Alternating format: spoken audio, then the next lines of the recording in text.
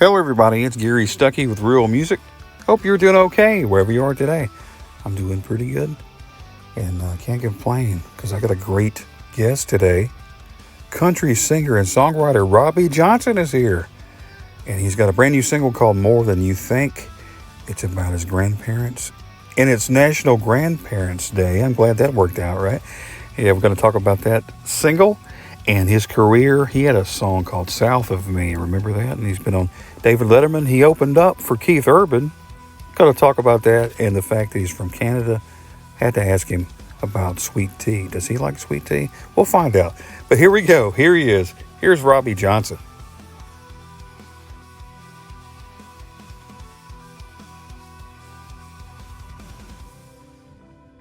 How are you doing? I'm doing great, and you? Doing good.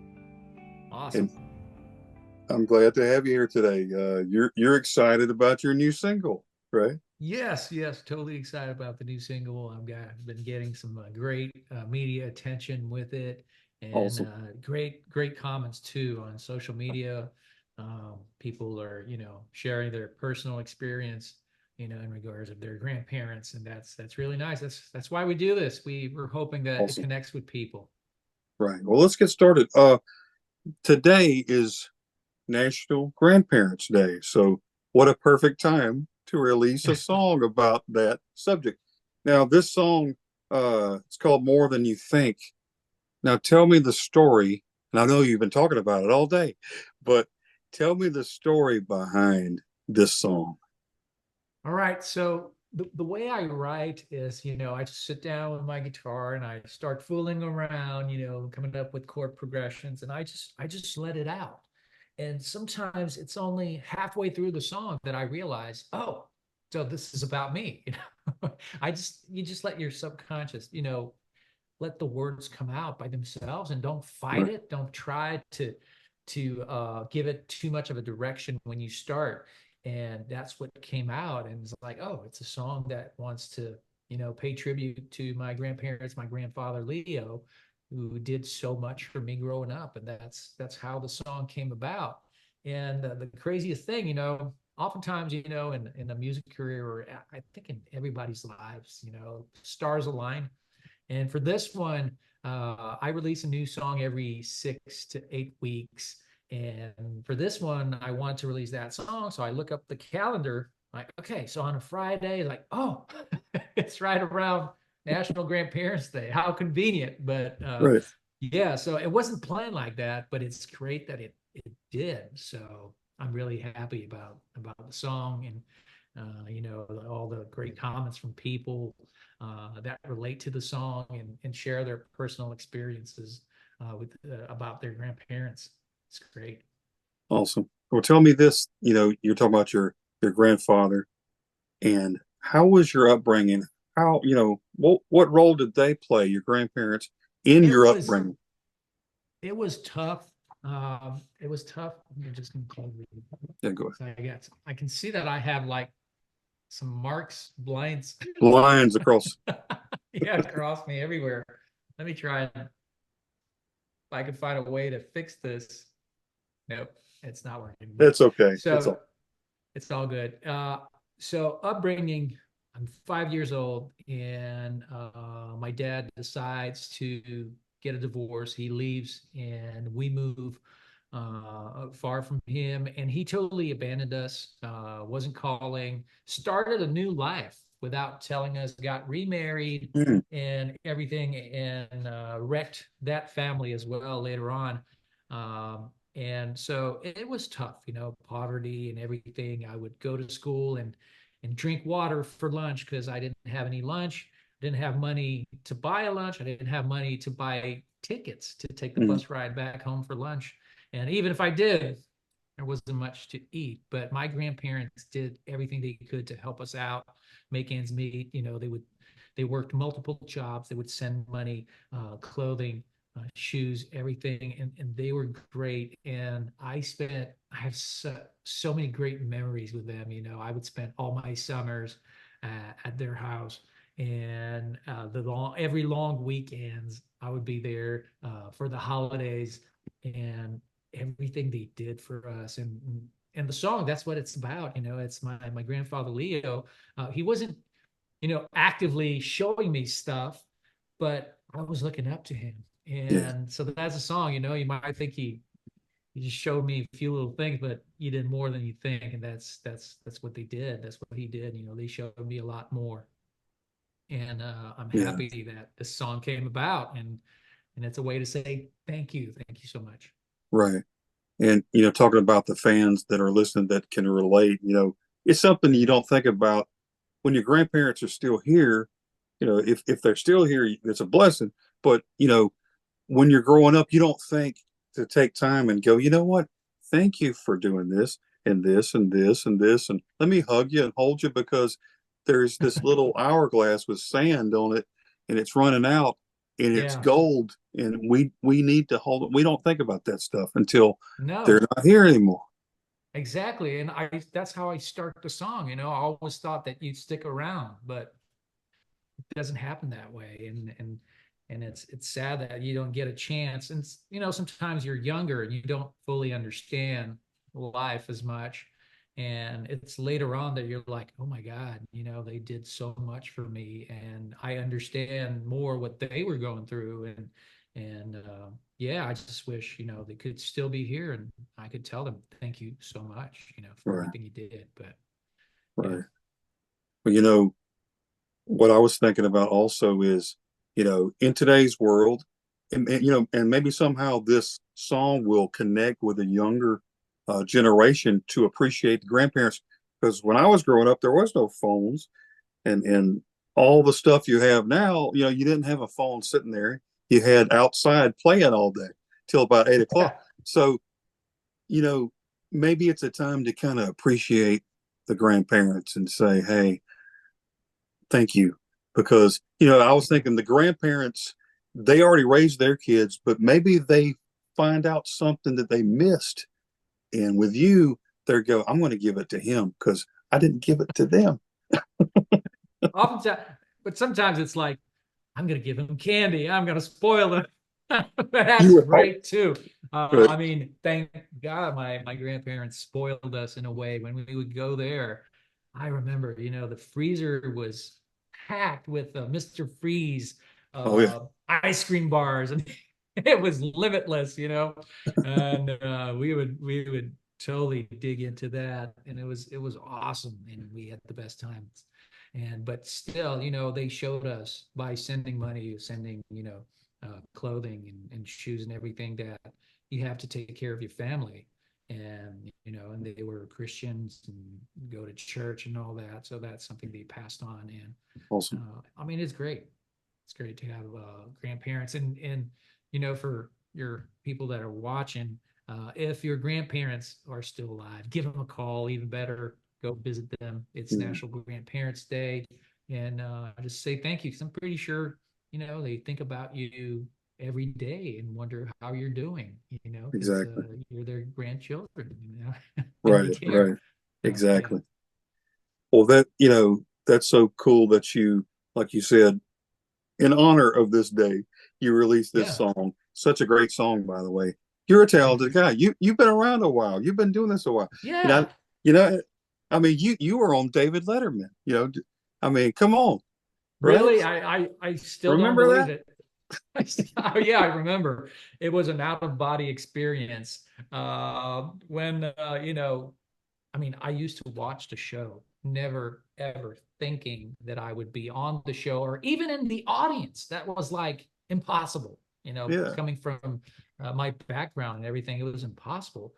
And here I am, in the Cole Ed Sullivan Theater behind the black curtains, and yeah, you have David Letterman saying, "All right, now next thing, yeah. Robby Johnson, here we go." And I I had to hold on to the mic stand to get back in my body. It was a moment. It was quite a moment, and I still don't believe it. I see footage. I'm like, really? I was there. So awesome. See, you got these milestones, right? And you keep adding to those things. You've had these top 20 hits on the radio and Yeah. on CMT, and featured, and people have, you've been on all these shows. I mean, is it, does that make you just kind of, uh, well, you think about your grandparents, of course, but do you think about just your life and how far you've come? And does that make you look forward to the future and go, I'm on a roll here. I got to keep this thing going. I got to keep Well, moving. thing about, being in the music business, being an artist, it's a roller coaster. It's ups and downs, and it can go down very, very low. And sometimes I tell people, and the best job to become bipolar is probably being an artist, because it's really a roller coaster of emotions. One night you're in front of 35,000 people, chanting your name, and Mhm. the next day you're all by yourself, and it's tough. It's really tough, the energy you get. But yes, you just have to keep doing it, because you never know when it's going to stop, or if you stop it stops. Yeah, And so you have to keep going, and just doing it for the right reasons. right. And someone was asking me, what's the best advice you can give to an artist? Is just be yourself and say what you want to say. Don't try and figure out what's the formula to become a Luke Bryan or a Blake Yeah, Shelton or a Miranda Lambert. What's the right. formula? It's not a formula. Just be Yeah, yourself. right. And if people dig it, that's what happens. It's if you try and fabricate something, it's not going to work. People are going to hear it, that it's not true, it's not Yeah, authentic. So just be yourself, and then that's what I'm trying to do the best I can, writing my own songs and releasing that, and just wanting to, hoping that people connect with the music, and they are the real stars of the show. It's the listeners, it's the yeah. people. When you're in a concert, yes, I'm on stage, I'm the star, but actually, if there's nobody in front of the stage, I'm not a star. That's right. I'm nothing. I'm nothing, and nothing's happening. But they are the stars of the show. They make it happen when they show up, when they share, when they listen, when they stream. They're the ones that are making it, and I'm so thankful for that. And that's why we're doing it too. It's to be the soundtracks, of their lives, and it's great when you have a song out there that people connect with. And there was a line in the Elvis movie, where the Colonel says, we're seeking eternity, and that is so true. That is so true. It hit me right here. I was like, oh my God, that's right. That's true. The dream is to have a song that is like the song of a generation. That would Yeah. be so cool to be that. Well, that's what it's all about. I think the connection with people is the way to start. I think the more you connect with people and uh, your songs relate to their lives, and it's like healing. And Yeah. and I was thinking about this too, and I talk about this a lot. I was talking to Melissa Manchester yesterday about the ups and downs of careers. Yeah. My So, God. so think about that. Now, is this therapy for you? And it's got to be when you're writing songs, your heart is coming out in your lyrics.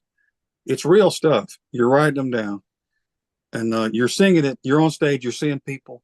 There's emotions there. Is that like therapy for you? So you go, Totally. I need some healing too. So I'm Yeah. going to listen to my own song. I mean, it is therapy, and it's always great, when these moments happen where you see the crowd singing back at you your own lyrics. Mhm. It's really something. Or at the meet and greet, when they tell you how much you influenced their lives. One time, my kids were there, and they witnessed it.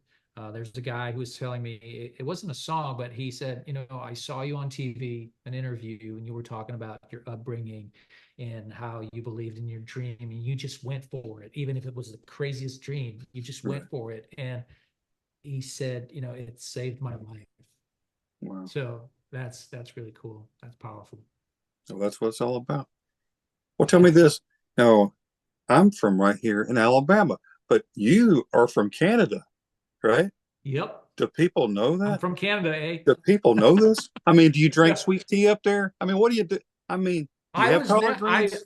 I never caught up on the sweet tea. Oh, I haven't. No, not you yet. got to do that. Hey, look, man. Yeah. Hey, promise you this: start drinking sweet tea.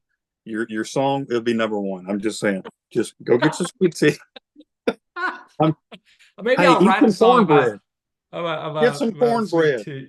Yeah. Oh, I love cornbread. I See, okay, love cornbread. okay, you're That's really, safe. really good. Really good. Yeah. So originally from Canada, but and also I speak French. French is my first language, and but my grandparents, and it's funny that we it's a circle. My grandparents lived in Hartford, Connecticut, and so all my summer vacations I would spend in Hartford, Awesome. Putnam Street. My grandfather, Leo, he was a janitor in a school attached to a church.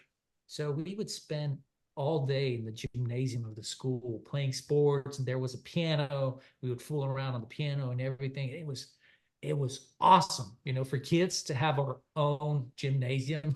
It was crazy. That's And good. yeah, so uh, you see, that's where I fell in love with American culture because I every summer I was there, every long weekends, wintertime, the holidays, Christmas, New Year's Eve, I Yeah, was there. And like I said, I fell in love with the American culture, the movies, the music, the TV, and all yeah, that. And going back home, we just kept watching American television. And I can say that I was practically raised by American television. The sitcoms back then, yeah. don't steal, don't lie, be a good person. Right. There was some great role models back then in the sitcoms. Sure, sure. Where and what's funny is that in Quebec, on French television, in the evening they don't have sitcoms. They have the soap operas Oh, with all the drama and the yeah. cheating and that's what we have. So we weren't watching that. We were watching the We sitcoms, we get that out of the way NCIS. early. We go ahead and Yeah, get way that out of the way. early when the kids are at school, of Yeah, course. Yeah, you don't want them to pick up on that. sure. That makes a lot of sense. Hey, Yeah. tell me this. Okay, so you're French. My great grandmother Oh. was from France. She couldn't Oh. speak English, so kind of like you had to learn right when you were younger because Yeah. you're speaking French. You had to learn English, right? Yeah. Yeah. So I Like, learned English. I picked it up just by watching TV and just repeating what was on TV. I picked up the accent and everything. And one time, it's my cousin that came to my house for the whole summer, and that helped a lot. And he was from Hartford, and we just hung out the whole summer together. And he would correct me every time, the verbs and everything. So that really helped me a lot. And but yeah, I mean, I French is my first language. A lot of people are like, "Really? I thought I mean, you had this little twang going on, little yeah, Southern accent, is that a and fake twang? Don't be doing no, that I fake mean, twang. you know that uh, singers have the ability to impersonate people in voice. That's why they sing. They hear a sound and they replicate it. So it's easy for us to pick up an accent and just, Sure. and that's what I do. If I go in France, I will start to speak like the French people, Yeah. the accent in Paris. And if I go, I don't know, somewhere, anywhere I go, I pick up the accent very easily, and Sure. without wanting to do it. Well, tell me this. Say a phrase in French that's totally hilarious, but it sounds so romantic to some woman, but say something totally crazy. I might use it later. And, I'm just saying, say a phrase Well, in French. the most popular phrase that you will hear all the time is "Voulez-vous faire l'amour avec moi?" Do you want to make love with me? So that's the Well, most say that to the popular wrong one. person. The mailman, is looking at you like, oh. I'm just saying, I don't know. Hey, hey, I know a little French. I Oh, learned it from a Megadeth song. Et tout le monde, et tous mes amis, je vous aime, je suis partir, or something like that. yeah. Is that pretty good? Everybody, yeah, my friend, See? I love you. Yeah, that's good. Not bad, huh? Megadeth. So, who would have thought? Uh, Yeah. but that's cool. Well, there's French speaking people everywhere in the U.S. Yeah, Like yeah, in Hartford, Connecticut, there was a French connection. There was a lot of French speaking people over there. In New England, there's a lot. And you see the names. It's and my grandparents, they moved because what happened is that my mom had already started her family in Quebec, but her sisters and brothers, they all moved to the United States with their parents, my grandparents. But my mom started very early her family, so she stayed in Quebec, but everybody else moved to Hartford, and that was the case for many French Canadians that right. they couldn't get a job in Quebec, so they moved. So it's funny when you drive around in New England, you see those French names, businesses with French names. You can see that. That's right. I mean, United States is, it's a Even melting. Nashville has some streets that have French names. Oh, sure. Well, of course, I'm down here close to, well, Mobile, Yeah, Alabama is right down the road. It's yeah. French, and New Orleans. That's all French. A lot of French, Cajun, and some of my family, my family was, their names were Pettits and Pattit. A Pettit married a Pattit, and they came to America in New York Really? back in the 1800s. So How do petite, you I spell guess, it? Yeah, Petit. Yeah, yeah. But see, that means small. petite, small. I guess they were small. Yeah. Small fry, French. No, okay, man. Okay, but anyway, Yeah. I'm sorry, but No, no, no.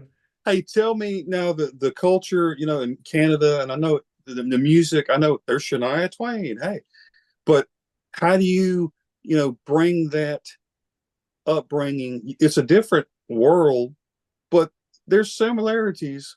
Is there something that you bring that's Canadian to your No. singing?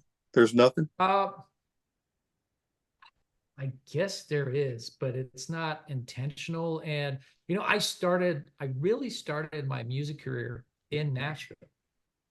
Before that, I was just a sales rep on the road, selling industrial products, never even thinking that I could be on the radio. I didn't consider myself an artist nor a singer, but it just happened that someone pushed me in the studio and I recorded a song, and everybody was like, "What are you doing here? You should be in Nashville. You sound just like what we hear on the radio." Yeah, And that's how it all started for me. But yeah, so really the inspiration is totally from, like I said, just yeah. taking in all the American culture, the music, the movies, the TV, and all that. Just everything. And and for me, it's a way to give back because, like I was saying, we were in poverty and all that. And TV, I was living so much stuff through TV Yeah, and through the movies. And for me, it's a way to give back. So I'm very thankful. I don't know where I'd be. I remember watching a movie and seeing, the children wake up and go down the stairs, and mommy had prepared a breakfast with yeah. bacon, potatoes, orange juice. I was watching that. I was like, oh my God, Right. whoa, Unbelievable. that's something. That's It's not the gonna happen to me. right. It's the ultimate dream. It's like, you know, we didn't have a whole lot of money growing up, but I didn't ever see it like that. I thought that was the way it was supposed to be. I didn't. I thought that it's okay, and I didn't really strive for all this because I thought, well, that's the norm. I didn't know what. I didn't know I was poor. I knew it by starvation. Well, well, You get starvation. I'm sorry. yeah. No, No, that's no. I mean, it's just that many. I would go to school and drink water for lunch because that. Seriously, that breaks my heart. I'm not gonna lie. See, but honestly, that right there, if somebody hurt, somebody's gonna hear this later, they're gonna feel a lot better about their life when they hear that you had to drink water for lunch. I'm gonna thank God, for everything when I hear stuff like that. Man, that's that makes and you it's realize we got it a yeah, lot better than a lot of people. and it's something that kids shouldn't go through. And I know that it's even worse for other kids that on top of that, sometimes they get physical abuse and all that. Yeah, Man, I can't imagine. it's tough. It's tough. I remember, Mm. you know, I would sometimes, I was a sales rep on the road, and you're driving, and then you drive past a school, and you see, the kids playing outside, and you can spot very quickly the kids, that they don't have the proper clothing Yeah. on. It's winter, but they're freezing out there, and Yeah. it's so sad. Sometimes I would just go by and start crying seeing Mm. that, because it brought me back to what I went through. So, I mean, Well, it's not it's their fault. They shouldn't no, have to pay for that. it's sad, but you know what? And I was talking about this yesterday. When you're singing about positive things and you're doing positive things, there's somebody out there listening, like you said earlier, that's going through hell, and they're listening to your song, and you made their day better. And that's what it's all about, and maybe you can't feed 1 million people, but you can be positive. You might feed one person. You might go buy a jacket for somebody you see. You might give them your jacket. But I mean, there's something you can do. But listening to the music is such a positive connection we all have. And when you have the Totally. ability, like you do, to sing like that and to write songs, it makes the world a better place, right? Well, that's what we're hoping. That's why we do it. And I remember, on one of my tours, I would tell people to come with a peanut butter jar. And I would have like a Christmas tree of peanut butter jar, and people would Awesome. just drop them and gave that back, for food banks and stuff, like, because I love peanut butter. and Well, you know, and it's full of protein, and it's good. it's good. That's good. That's a good thing. That Yeah. was breakfast, that was breakfast. So, when I had some peanut butter, but oftentimes it was just a slice of bread, and that's it. I lived on that when I was younger, peanut butter sandwiches. Um, what about this? You opened for Keith Urban. Now that there's a voice that you can imitate. Can you do a Keith Urban impression? Go Oh, ahead. I always do. Go ahead. I often do. Somebody like you, Okay. during my shows, and I invite a girl on stage, to have her Well, dance with me, and yeah, it's a little fun. But you know, there's a new wind blowing like I've never known. And so that's awesome. I picked up a little bit, but he's so sexy with that guitar. My God, he's the ultimate sexy guy with a guitar on a stage. Every move he makes is like, wow. It's They every love it. every every every it's a how do they say that? Every second it's a frame, it's a picture frame, and Yeah. it's perfect. So yeah, that was pretty crazy, opening for Keith in front of 35,000 people. And can you believe that was my first ever live performance in front of people I didn't know? I Wow. had done a showcase in front of family before, or a karaoke, just in a bar, but nothing like that. Was my first gig ever. 35,000 people opening for Keith Urban. And it was pretty crazy going up the ramp of the huge stage with big screens. And it's like, usually you get that a lot later in your career, but me, it was my first gig. First And gig. going up the ramp, people were chanting my name, which was so crazy. It was like, Robby, Robby. And I remember back then I had a manager that I don't have anymore. Mhm. I went like, oh, they're screaming my name. And she was like, they're not screaming your name, Robby. I'm like, yes, they are, And so that's why she doesn't work for me anymore. Very good. And she was Good move. the night I learned after that, the night before, she took my band to a bar and got them drunk. That was my manager. Oh, lovely. Yeah, That's lovely. And she that's was that on the day of the show, she was on the couch. Oh, I have a huge headache. I don't know what happened. Like, what happened? yeah. You I got wonder what drunk happened. last night. Does, Uh, I hope does she ever call you for references? I'm just saying. no, no. Oh, That's she's doing great. good. She's doing good. That's good. I'm glad everything worked out. Hey, Good. but see, you make people mad because the first gig opening for Keith Urban, they hate Yeah, you. They hate you. yeah.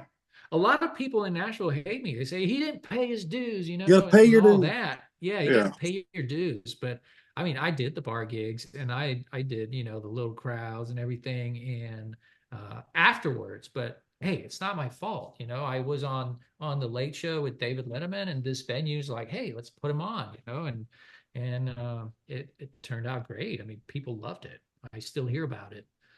So it went pretty great. Wow. I rehearsed a Well, lot for that. you know, you were on. This has been a while since you were on David Letterman, but and, Yeah. and you're opening for Keith Urban. Now, shouldn't you have built your career up to a certain point and then see? Because right by now you'd be Yeah. like playing on Mars or something. Yeah. I mean, Saying, you know, the thing about breaking out in Nashville is it's really tough because it's so easy to screw it up and make the wrong decisions, like having the wrong manager that you think is going to bring you stuff and don't do don't happen. anything. You kind of rely on people, and also wanting for it to happen too quick and making Yeah. some bad decisions and trying, like I was saying, the formula. Let's try and get the formula and become a Luke Bryan overnight. But it Yeah. doesn't happen that way. It's a process, and you have to just spill everything you got and be honest and genuine and true, and then people connect with that, and that's when it happens. How many times do you hear an artist say, huge artists, Luke Combs, name them, where Yeah. they sat down with publishers or labels and they were like, nah, man, I don't know, we don't like what you're doing, it doesn't sound radio, it's just, no, they pass. Right. And then it's the people, like I was saying earlier, it's the people that lift you, that make you a star. It's not the labels, it's not. So that's what I think. That's true. Oh, that's good. I mean, the people, they're the ones that are, paying the money for the concerts, for the Yeah. CDs or the albums or the downloads and they're there on social media telling you their stories and relating to you and Yes. you're connecting with them. But that's what it's all Yes. about. And ain't it so cool that you have social media as opposed to years ago, you didn't have that. You had to No. work a lot harder. Yeah, you Uh, have to work a lot harder, and I mean, it's a good era to be in with the DSPs, the streaming platforms, and everything. It makes it so accessible to everybody, and social media, where as before, it was pretty much through radio. That yeah, was the medium. That was the way to go. But people are not aware of the price to promote to radio is yeah, it's crazy, and crazy. it's even crazier in country music for some reason that I will not disclose. But I mean, it costs a fortune even for major acts. They wanted a number one hit. They were, like the big thing. They still had to pay half a million Yeah, dollars in promotion to radio, yeah, which is crazy. Imagine no indie artist can afford to do that. no, But the thing is, you still, it's yes, it's out. It's easy to get music out there, but you still have to promote it because that's if right. nobody hears it, nobody will know about the music. So you still have to promote it and find a way to get it out there and get the word out. And so when the fans, they start sharing, that helps so much. They That's share right. like, hey, you got to listen to this song, this new artist that I love, and he's good. And Right. so that makes a huge difference. So for that, social media is great. But to come back to what you were saying earlier, I should be a huge by now. It's just that down the road, I listened to the wrong people. And even my first single, the one that got me on the Late Show with David Letterman, so back then radio was really important. And I just wanted to be on Sirius XM, the Right. highway. That was like the goal. But they didn't want to play. They didn't want to play the song, even though it was climbing the charts and doing great, and the music video was viral and everything. Yeah. They didn't want to get on it. Uh, and but my back then, my radio promotion team, they didn't tell me that You know, and they had something against me. I don't know what it was. I don't know if it's because I was Canadian. I don't know the reason. Yeah. But they were never going to play back then. The guy in charge of putting the music, he was never going to play a Robby Johnson song. Hmm. But nobody ever told me that. And my radio promotion team just told me, well, let's go with a different single to major radio. Maybe he's going to jump on that one. Wow. So I was climbing the charts. The music video was doing great. It was #1 on CMT, 12 pack countdown Yeah. on Pure, and everything was working. I was gonna perform on the Late Show with David Letterman, and I went to major markets radio with a different single. That's crazy. And the PDs were like, why Like aren't what? you pushing South of Me? Why are you coming with a different single? I mean, everything's going great with your single South of Me. What are you doing? It was kind of like a suicide. Had known that Sirius was never going to play one of my songs, no matter what songs, I would have pitched at them. I would not have switched the single for major markets. I would have, went with South of Me, and maybe I could have got, I don't know, a top 40 on Billboard, maybe, and that would have started things, with the booking agencies, and it might have been that little thing that kind of changed everything for me. And maybe back then, looking back, maybe I wasn't ready. Maybe I had to pay my dues and and earn my chops and do all that. But today I'm ready.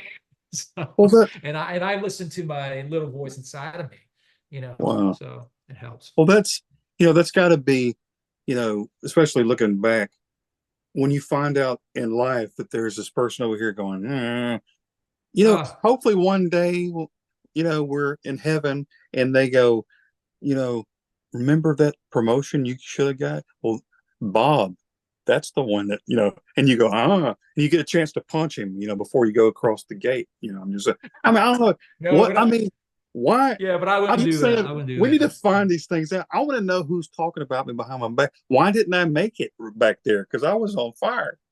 We got to find these things out. Yeah, and the manager I was talking about that got drunk and got my band drunk before like my biggest gig ever. It's crazy because she was on a retainer. I was paying her a lot of money every month because I was starting, so it's not like she could take a percentage of what I was doing because I wasn't doing that much. So she was on a retainer, but it was a big number, and I was expecting that her leverage would get me stuff, but I wasn't getting anything. And at one point I was like, I think I'm gonna have to stop. And she was like, well, you can't stop, Robby. I got some people working. I hired people. I'm like, you hired people for what? And that's when it clicked. I'm like, oh my God. And she was referred by another guy, and it was clear. So I was sending her money to promote another artist to radio. Find that guy today and ask him for a check. I'm just saying.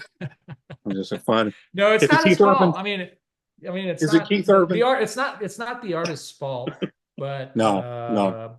But and the guy who planned all that, he was in charge of the ethics committee in a big company. It's weird. Oh, it was so weird. It was so weird. And that's the thing they say about Nashville. There's a lot of sharks, and you got to be careful. And it's true. You really got to be careful because, like I said, it's tough because it's so easy to screw up.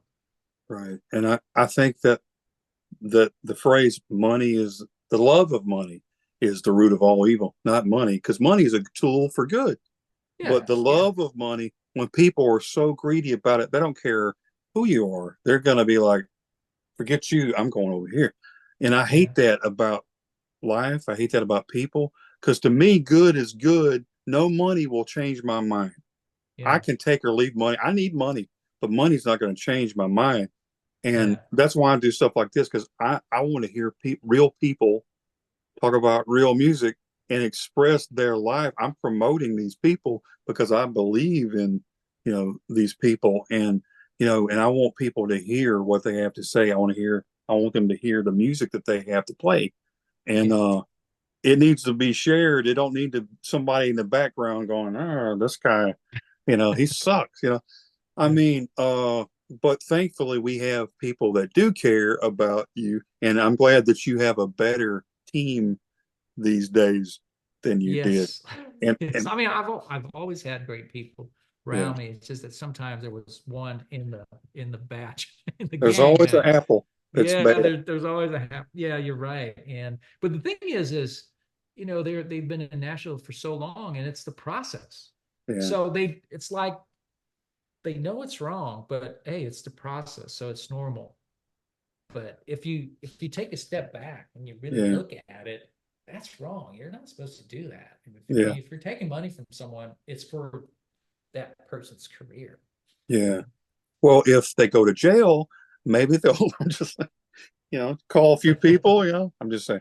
Well, the Uh, thing, I sometimes I'm like, if I ever win an award, I'm gonna get up there and I'm gonna thank that guy for teaching me to, never give uh $10,000 cash in an envelope to a guy. So he's uh, yeah, I that's, might do that. I might do that.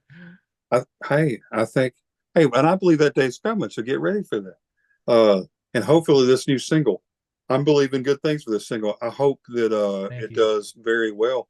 What's your plans for more music and the future Yeah. as far as touring and everything? Yeah, so yeah, we're working hard on the touring aspect. I'm releasing new music every 6 to 8 weeks. I'm tracking vocals on a new song tomorrow in the studio, Blackbird Studio. Uh, Awesome. and yeah, so I'm going to be releasing new music, and then maybe around the end of the year, or maybe early next year, an album, like a Cool. deluxe album, with my previous album and all these new singles that I released and new songs on top of that, and make Awesome. like a package.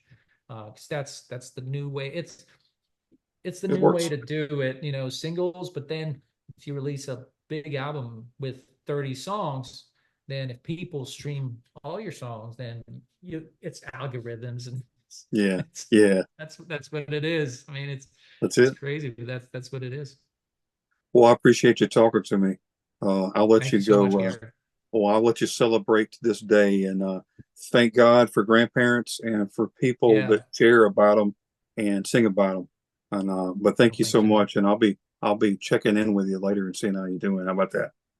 All right, that's a deal. I don't know if I will become like a major. I'm believing it. I'm believing. Well, thank you so much. But I mean, it's not the main goal. That's not the Yeah. main objective. And that's why it It's happened. not the awards. It's not, Yeah. it's really connecting with the audience. And we were talking about highlights. Really, the best highlights of my career is those shows where I was totally in the moment Yeah. with the band, looking at each other and just going Enjoy. crazy, and then looking at the crowd, and everybody's like, Going, "Oh my oh, God, we're living this right now! It's incredible, and we'll remember this for forever." yeah. That's the best. Really, it beats everything. The Late Show and all that. It beats everything. That's Don't why we tell do. David That's why I do Letterman. it. Don't tell Dave. He might get mad. Hey, but my oh my, David, let him know. Hey, but see, that's good. See that when you're not expecting great things to happen. I mean, you hope they will, but you're not sitting there every day waiting for them. They happen No, you can't do because that. you love what you do, and I could tell you love what you do, and I do believe that's why great things are going to come. So, whenever you do have that award, remember me. Hey, that's who you can thank me because I said that you were going to win the award. Remember me and say thank you, Gary Stuckey, because he believed, and I won this Gary, award. come on stage, Gary. Come And I on. will come up and I'll be back, cleaning the floor, the toilets in the back somewhere, and I'll No, come out. no, no, no, no. All right. Well, thank you so much. It was Thank great you. talking to you and great Thanks a lot, conversation, man. great questions. Thanks.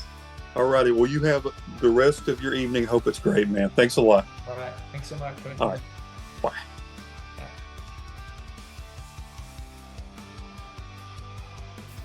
And there he is, Robby Johnson, brand new single called More Than You Think. Just released today. Check it out. And I will check it out too. I'm going to go back and listen to that great song. And until next time, everybody, always remember to keep the music real.